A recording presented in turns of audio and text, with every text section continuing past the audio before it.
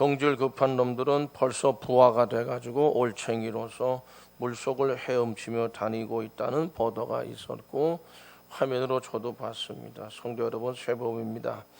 성도 여러분들의 가정도 사업도 자녀들도 쇠범을 맞이하는 희망으로 가득 차며 신앙의 성숙함을 향한 걸음이 힘찬 쇠법이 되시기를 간절히 축복합니다.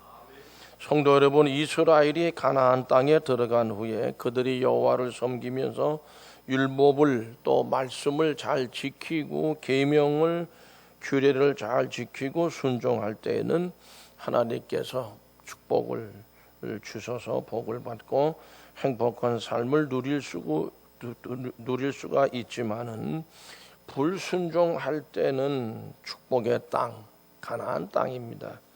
그 가나안 땅이 오히려 저주의 땅이 될 것임을 말씀하고 있습니다. 44절, 45절 말씀 보면 하나님 여호와의 말씀을 청종하지 아니하고 내게 명령하신 그의 명령과 규례를 지키지 아니하므로 모든 저주가 네게 와서 너를 따르고 네게 이를 마침내 너를 멸하리니 이렇게 말씀하고 있거든요. 이 말씀이 결국에는 이제 불순종한다는 말씀입니다. 불순종으로서 나타나는 모든 일들인데 그렇습니다. 가나안 땅은 축복의 땅인데 결국 불순종함으로 인해서 그 축복의 땅이 그들에게 되려 저주의 땅이 되고 만다라고 하는 것입니다. 하나님께서 이스라엘에게 주셨던 축복을 다시 가져가 버리시는 겁니다. 그것을 저주라고 말씀하고 있고요. 그렇기 때문에 어떤 의미에서는 성도들의 진정한 축복은 저는 이렇게 생각합니다. 하나님 그 자체라고 하는 것이죠. 하나님이 얼마든지 주셨던 축복도 불순종을 하게 되면 가져가신다는 도로 가져가. 그리스도 안에서 말씀을 순종할 때만 참된 축복과 평안이 주어지게 된다는 것을 말하는 것입니다. 그러므로 하나님의 백성들은 하나님의 진리의 말씀 안에 거할 때 우리에게 있어서 온전한 축복의 삶을 살아갈 수가 있습니다. 성도 여러분, 신명기 28장에는 축복의 내용보다는 저주의 말씀이 참 많이 나타나 있습니다.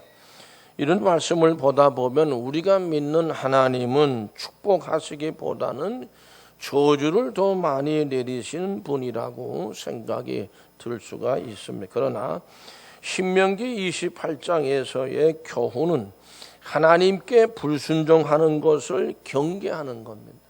불순종의 신앙의 삶을, 불순종의 인생의 삶을 살지 않도록 해야 된다는 것을 어떤 경고하시기 위해서 하시는 말씀이고요. 하나님께 순종만 하도록 깨달음을 어떤 경각심을 주시기 위해서 이런 저주, 듣기 거북한 그런 단어입니다. 또 불순종이란 단어도 역시 듣기가 좀 거북하지만 그런 말씀들을 말씀하시는 것입니다. 하나님은 사람이 복을 받는 삶을 살기를 원하시지 저주를 받아서 아주 여러 가지로 깨지고 무너지고 실패하는 삶을 원하지를 않으시는 하나님이십니다. 하나님의 은혜를 우리가 받아야 행복한 삶을 살 수 있고 복된 삶을 살 수 있죠. 하나님의 은혜를 받지 못하는 사람들은 결국 왜 못 받느냐? 불순종을 해서 그렇습니다. 그러므로 단순히 불순종하는 자를 징계하는 것을 하나님이 목적으로 삼아서 저주하시는 것이 아니라는 겁니다. 그게 아니고 어쨌든 그런 길에 들어가지 말고 하나님께 오직 순종하는 삶을 살아라. 어디서? 특히 축복의 땅에 들어가서 그렇게 하라는 말씀이죠. 한순간 불순종하는 죄를 지었다고 하더라도 빨리 깨우쳐서 돌이켜 순종함으로 순종의 복을 받아 그 축복의 땅에서 누리는 그런 삶을 살라. 이게 하나님이 말씀하시는 저주라는 단어가 좀 껄끄럽지만 그 의미가 그런 의미를 갖고 있습니다. 우리가 진리를 알면서 그 진리대로 살지 못하게 되면 이게 불순종이고 그로 인해서 저주스러운 모습이 되는 거죠. 그 내용들이 어떤 거냐? 이스라엘 민족들이 가나안 땅 축복의 땅으로 들어가서 제일 먼저 오늘 말씀에서 보면 우리가 묵상할 것은 그 축복의 땅에 들어갔는데 결국 불순종하게 되면 거기서 쫓겨났네. 추방당하고 만다는 거죠. 오늘 말씀 36절에서 38절까지를 다 같이 함께 읽겠습니다. 여호와께서 너와 내가 세울 네 임금을 너와 네 조상들이 알지 못하던 나라로 끌어가시리니 네가 거기서 목석으로 만든 다른 신들을 섬길 것이며 여호와께서 너를 끌어가시는 모든 민족 중에서 네가 놀람과 속담과 비방거리가 될 것이다. 네가 많은 종자를 들에 뿌릴지라도 메뚜기가 먹으므로 거둘 것이 적을 것이며 네가 포도원을 심고 가꿀지라도 벌레가 먹으므로 포도를 따지 못하고 포도주를 마시지 못할 것이며. 아멘. 성도 여러분, 결국 거기서 끌어내시는 방법이 뭐냐 하면 결국에는 저들이 알지 못하던 어떤 민족이 아주 거칠고 흉하게 생기고 그들이 들어와 가지고 전쟁을 벌여서 결국 저들을 정복을 해가지고 포로로 끌고 간다는 얘기고, 끌려간데 그 나라 사람들은 전부가 다 우상을 숭배하는 민족들. 그러니까 결국 거기 가서 결국 노예 생활을, 포로 생활하게 될 테니까 우상신을 섬기지 않겠느냐라고 하는 거죠. 그로 인해서 축복의 땅에 들어갔다고 그렇게 활개치고 좋아하던 너희들 결국에는 놀라게 되고 어떤 비방거리가 되고 아주 추한 모습이 된다라고 하는 그런 말씀이죠. 실제로 이 말씀은 훗날 우상 숭배에 빠져 살던 이스라엘이 결국 멸망해서 아수르라고 하는 큰 나라, 그 후에 또 바벨론의 큰 나라로 끌려갔고 정말 조롱과 비방거리가 돼서 저들 잘났다고들 그러더니 우리가 죄다 멸망시켰다, 그런 말씀이죠. 하나님이 그런 의미에서 불순종하지 말라고 하는 경고의 말씀을 하고 계시고, 하나님께서 하신 말씀은 축복의 말씀이든 경고의 말씀이든 간에 반드시 그대로 이루어지는 줄로 믿습니다. 복에 관한 말씀이라 하더라도 하나님은 말씀대로 꼭 성취하시는 하나님이십니다. 여기서 우리는 하나님을 배반하고 여러 가지 우상을 섬길 때 하나님이 얼마나 진노하시는지를 깨달을 수 있습니다. 놀람과 조롱과 비방거리가 되는 것이 이스라엘 사람들만 그렇게 했습니까? 우리들도 역시 거기에 우리가 포함되어져 있습니다. 그러므로 우리 자신들이 하나님이 어떤 분이냐라고 하는 것을 꼭 기억하시고, 축복도 내리시지만은 저주도 내리시는 분이라고 하는 거 기억해야 되고요. 두 번째로는 우리 28장 신명기 44절 말씀을 다 같이 함께 읽습니다. 네 모든 경내에 감람나무가 있을지라도 그 열매가 떨어지므로 그 기름을 내 몸에 바르지 못할 것이며 네가 자녀를 낳을지라도 그들이 포로가 되므로 너와 함께 있지 못할 것이며 네 모든 나무와 토지 소사는 메뚜기가 먹을 것이며 너희 중에 우고하는 이방인은 점점 높아져서 네 위에 뛰어나고 너는 점점 낮아질 것이며 그는 내게 구워줄지라도 너는 그에게 구워주지 못하리니 그는 머리가 되고 너는 꼬리가 될 것이라. 아멘.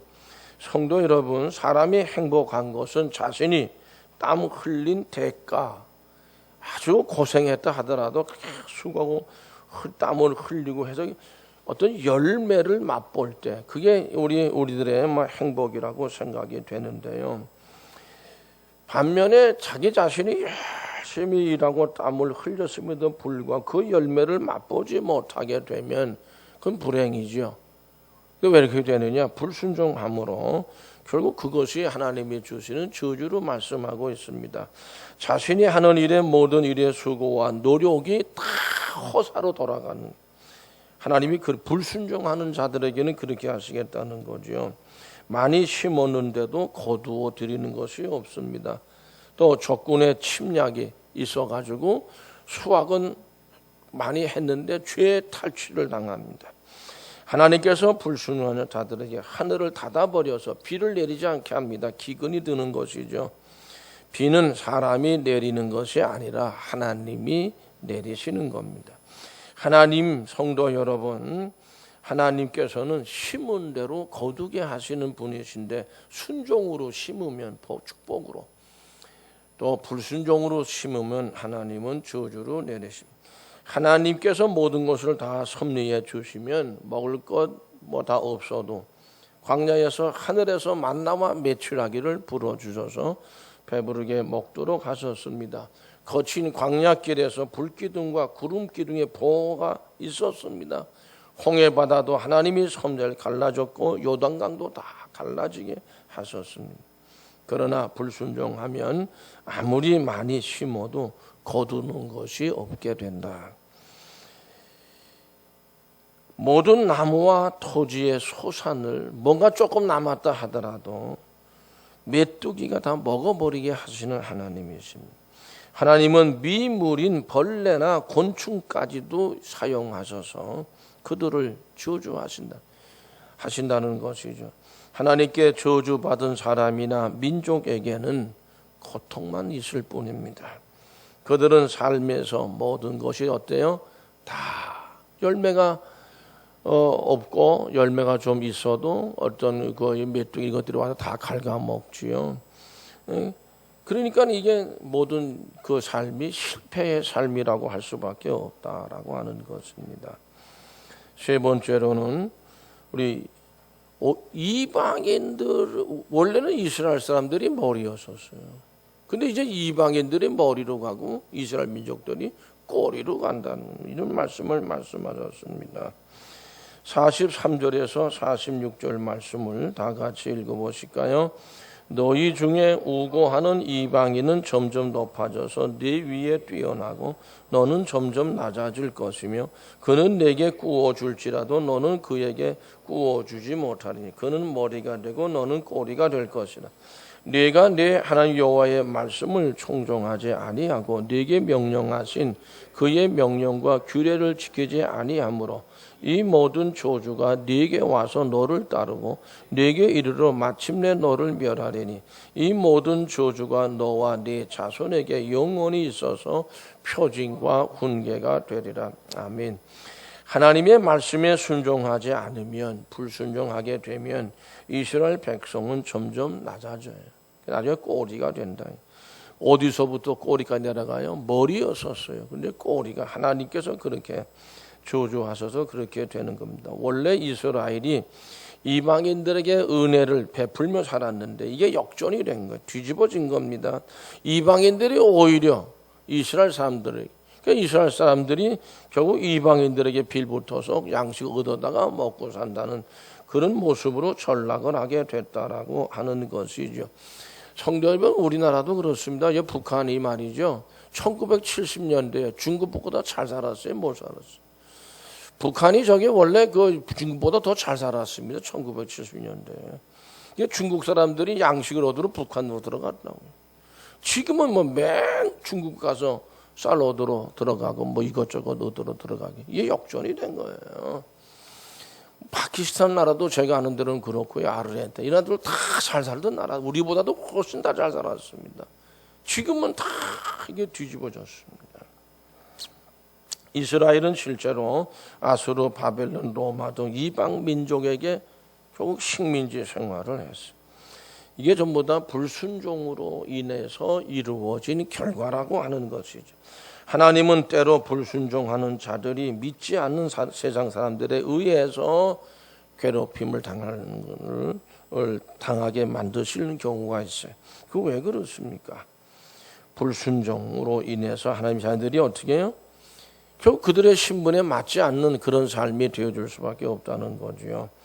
성도 여러분, 그러면 하나님이 계속해서 불순종으로 인한 저주들을 저주를 자꾸 쏟아부으시면서 이렇게 하시는 이유가 뭡니까? 백성들이 불순종하지 말고 돌이켜 회개함으로 순종의 길을 가도록 하나님이 원하시는데 어떤 마음으로 원하실까요? 정말 간절한 마음으로 원하십니다. 왜 축복의 땅에 들어가서 그런 하나님이 주시는 약속대로 축복을 다 받았으면서 왜 불순종해서 그런 어떤 저주의 삶을 살아가느냐 그거. 그러지 말고 순종해서 축복의 삶을 누리면서 살라는 것이 하나님이 간절히 원하시는 일들입니다. 성도 여러분, 하나님의 경고가 이러한 경고가 여러분들에게는 어떻게 들려지고 어떻게 받아들여지고 있습니까? 하나님께 순종함으로 우리가 원하지 않는 저주를 받지 않는 성도들의 신앙의 삶이 되어야 할 줄로 믿습니다. 네 번째로는 47절에서 51절 말씀을 다 같이 읽습니다. 네가 모든 것이 풍족하여도 기쁨과 즐거운 마음으로 네 하나님 여호와를 섬기지 아니함으로 말미암아 네가 줄이고 목마르고 헐벗고 모든 것이 부족한 중에서 여호와께서 보내사 너를 치게 하실 적군을 섬기게 될 것이니 그가 철 멍에를 내 목에 메워 마침내 너를 멸할 것이라. 아멘. 네가 모든 것이 풍족하여도 기쁨과 즐거운 마음으로 내 하나님 여호와를 섬기지 않아. 복의 복을 받았음에도 불구하고 하나님을 기쁨과 즐거운 마음으로 섬기지 아니한다. 결국에는 이들 모두가 다 불순종하고 있다. 모든 것이 풍족함에도 불구하고 우리 속담에 개구리 올챙이 쪽 생각 못한다라는 말이 있습니다. 형편과 사정이 전에 비해서 나아진 사람이 지난달의 어려운 때의 일을 생각하지 못한다는 의미의 말이지요. 가나안에 들어간 이스라엘이 애굽에서의 생활과 하나님의 은혜를 잊어버렸습니다. 그리고 가나안 원주민들의 우상을 섬기며 숭배를 했습니다. 하나님은 결국 저들에게 불순종으로 인한 우상 숭배에 대해서 하나님이 벌을 준비하신 겁니다. 이스라엘은 과거에 애굽에서 노예로 수백 년간 살아난 경험이 있습니다. 그렇기 때문에 대적자들을 섬기는 것이 얼마나 큰 고통인지를 알고 있습니다. 그러나 훗날 이스라엘은 하나님으로부터 많은 복을 받았음에도 불구하고 오히려 하나님께 감사해야 되는데 이방신에게 감사하고 우상신을 섬기는 배은망덕한 행위를 일삼고 있는 겁니다. 결국 그들은 이방인들의 침략으로 어떻게 해요? 결국 다 파괴되고 만다는 겁니다. 다 파괴되고 마는 겁니다. 이스라엘에게 복은 하나님을 섬기는 것이지만 그들은 그것을 깨닫지를 못했습니다. 하나님을 섬기는 것이 복이에요. 예수를 잘 섬기는 것이 복이에요. 성도 여러분들도 하나님의 은혜를 잊어버리고 보이는 우상들이 있습니다. 뿐만 아니라 보이지 않는 우상들도 있습니다. 여러 가지로 많은 어떤 그런 거를 혹시 나도 섬기고 있는 것이 아닌가, 우리 자신들을 돌아볼 수 있기를 간절히 바랍니다. 다섯 번째로 52절에서 53절 말씀을 다 같이 읽으실까요? 그들이 전국에서 내 모든 성읍을 에워싸고 네가 의뢰하는 높고 견고한 성벽을 다 헐며 네 하나님 여호와께서 네게 주시는 땅의 모든 성읍에서 너를 에워싸리니 네가 적군에게 에워싸이고 맹렬한 공격을 받아 곤란을 당함으로 네 하나님 여호와께서 네게 주신 자녀 곧 네 몸의 소생의 살을 먹을 것이라. 아멘. 이게 영적 육적의 원수들이 있습니다. 어떻게 보면 큰 나라들을 의지할 수 있거든요. 전쟁이 나죠. 우리 힘으로는 도저히 못 이긴다. 뭐 이렇게 했을 때 그들이 나중에는 어떻게 해요? 배반한대요. 오히려 다시금 지네들이 보호해줄 것 같이 하다가도 오히려 집어먹고 만다. 그런 의미의 말씀인데 나중에 그런 구약성에 나오는 이야기예요. 결국 전쟁에 완전히 포위가 당해가지고 나중에 먹을 게 없다 보니까 어떻게 자기 자식들을 잡아먹는 거예요. 53절 말씀에서 네 하나님 여호와께서 네게 주신 자녀 곧 네 몸의 소생의 살을 먹을 것. 이 말씀이 그런 말씀입니다. 이스라엘 백성이 우상을 섬기면 그 결과로 그들은 그런 원수들로부터 배반을 당하게 되고 그들로부터 침략을 되받아서 결국에는 이 민족이 무시무시한 민족으로 등장을 하는 겁니다. 말이 다르죠. 생김새가 흉악하죠. 아주 잔인한 사람들입니다. 이들에 의해서 결국에는 이스라엘 백성 하여튼 모든 걸 다 뺏기고 마는 겁니다. 이건 배신과 침략이에요. 딱 숨기고 있다 발톱을 드러낸 거죠. 부모가 부모된 도리를 하지를 못합니다. 지 자식들을 잡아먹는 부모가 부모겠느냐 이거죠. 굶주림을 피하기 위해서 남은 자녀들을 어떻게 해요? 다 아마 오늘은 네 자식 잡아먹고 내일은 내 자식 잡아먹자. 이게 구약성경에 나오는 얘기란 말이죠. 또한 이스라엘은 결국에는 그들로 인해서 완전히 멸망당하고 만다는 겁니다. 이게 더 원인이 어디에서? 불순종입니다. 우리 불순종에 대한 경고의 말씀을 정말 우리 영혼 속에 새겨야 합니다. 하나님을 섬기지 않고 우상을 섬기는 사람들, 곧 그 마음에 하나님이 없는 사람들입니다. 인간으로서 누릴 수 있는 기본적인 삶조차도 결국엔 그런 사람들은 누릴 수 없게 된다는 것이죠. 헬라의 알렉산더 대왕이라 그러면 여러분들이 다 잘 아실 겁니다. 당시에 유명한 철학자 디오게네스라는 철학자가 있었습니다. 오늘 이 알렉산더 대왕에게 개인적으로 이 디오게네스를 만날 기회가 있었습니다.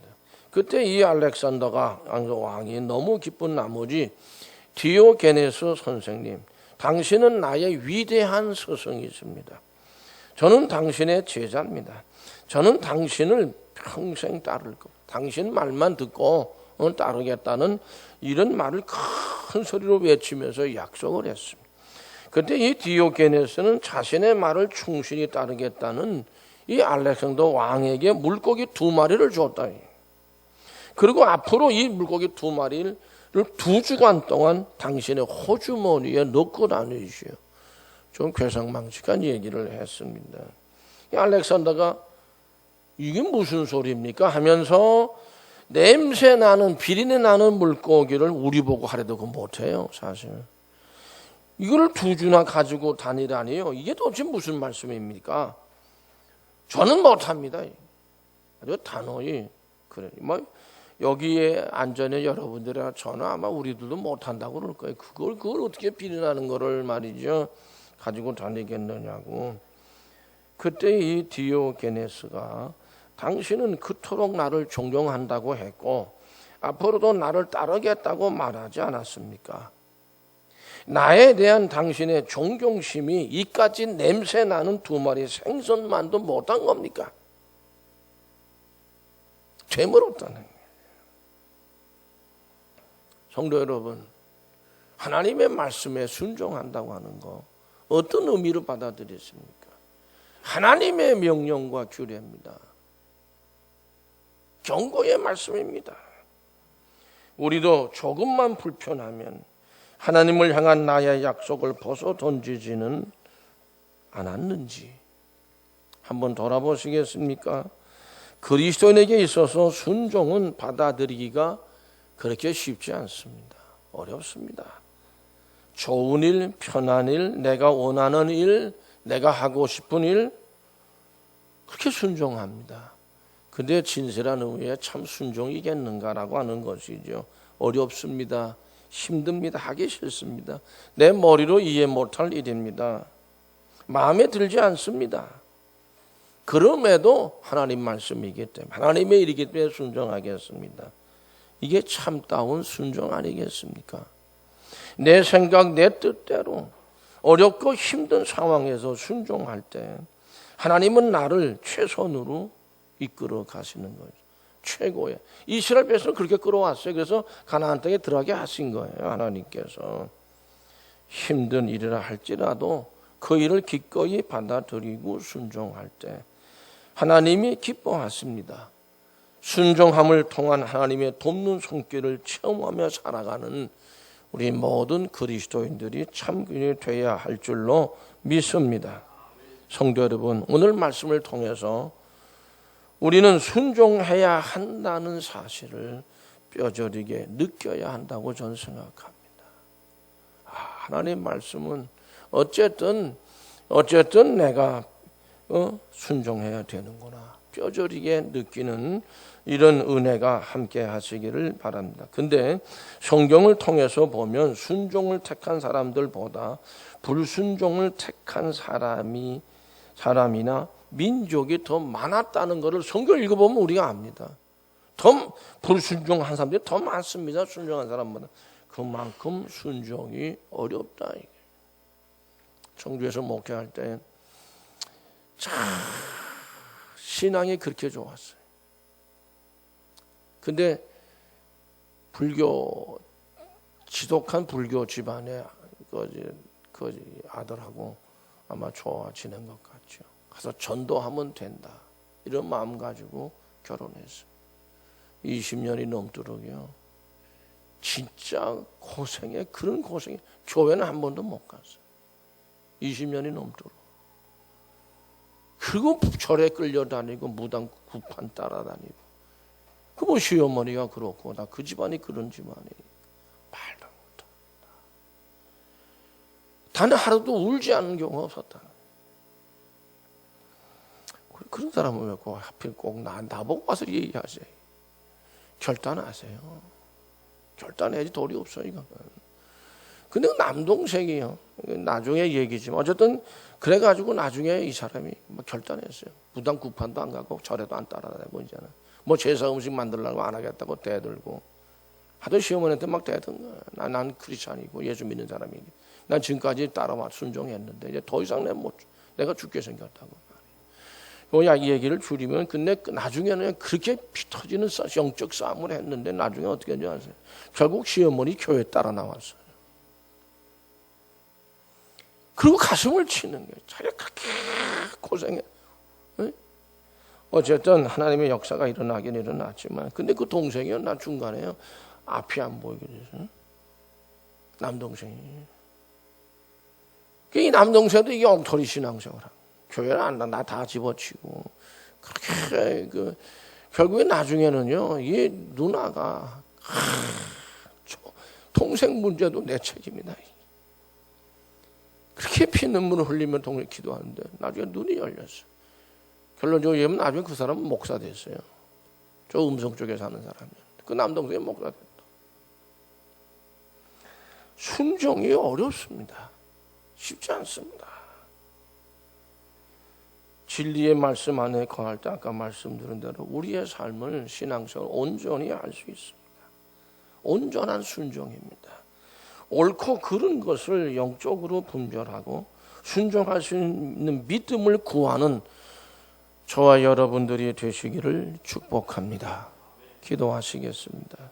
우리 아버지 하나님 역사하셔서 함께 하셔서 순종과 불순종, 축복과 저주. 하나님은 축복을 원하시고 순종을 원하시는데 우리가 모든 것을 분별하며 참으로 순종의 길을 택하고 순종할 수 있는 믿음을 구하는 저희들 모두가 다 되게 하여 주셔서 이 땅에서 축복의 삶을 이루어 가게 하여 주시옵소서. 예수 그리스도의 이름으로 기도하옵나이다. 아멘.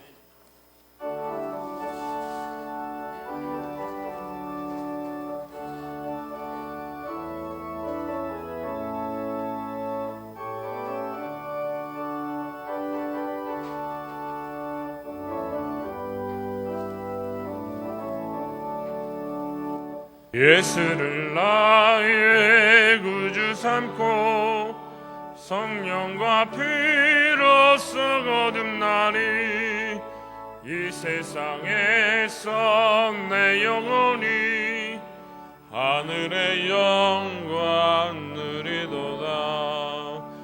이것이 나의 간증이요 이것이 나의 찬송일세. 나 사는 동안 끊임없이 구주를 찬송하리로다. 온전히 주께 맡겼네요. 사랑의 음성을 듣는 중에 천사들 왕래하는 것과 하늘의 영광 보리로다. 이것이 나의 간증이요 이것이 나의 찬송일세.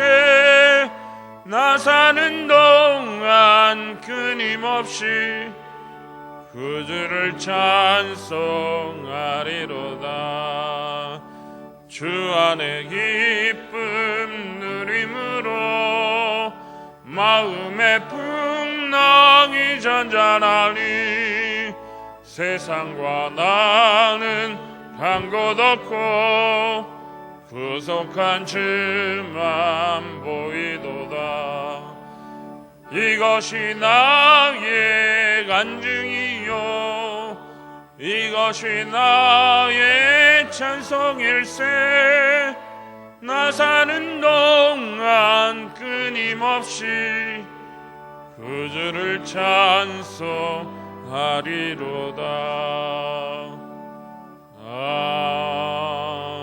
아멘.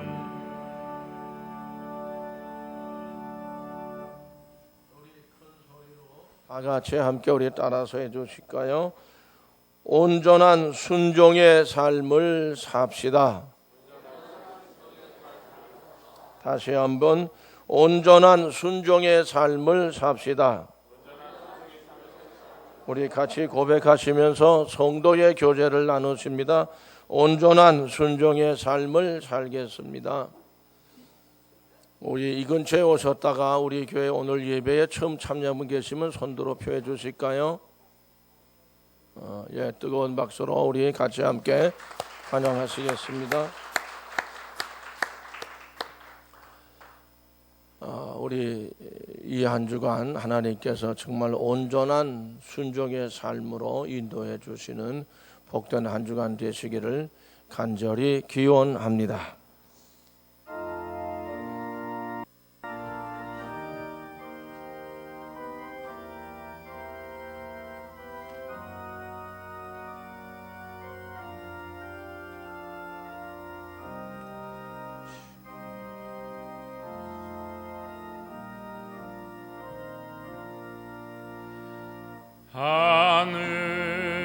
하늘에 계신 아버지 이름 거룩하사 주님 나라 임하시고 뜻이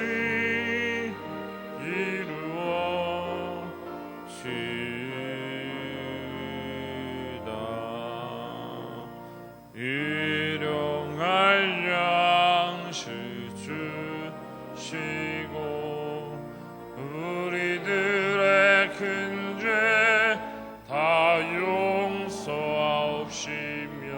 또 시험에 들게 마시고 악에서 구원하소서.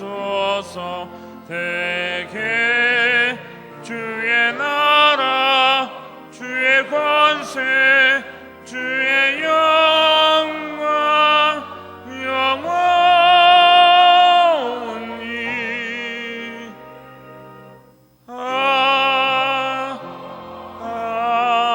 아멘. 지금은 우리들로 하여금 온전한 순종의 삶을 살아가도록 은혜를 더하시고 용기와 담대함으로 함께 해주시는 우리 주 예수 그리스도의 은혜와 하나님 우리 아버지의 극진하신 사랑하심과 성령의 감화 감동 인도 교통하시는 충만하심이 온전한 순종의 삶을 사모하는 성도들의 머리 우애와 가정 우애와 저들의 모든 삶의 일터 위에 이제로부터 영원히 함께 하시기를 간절히 축원하옵나이다.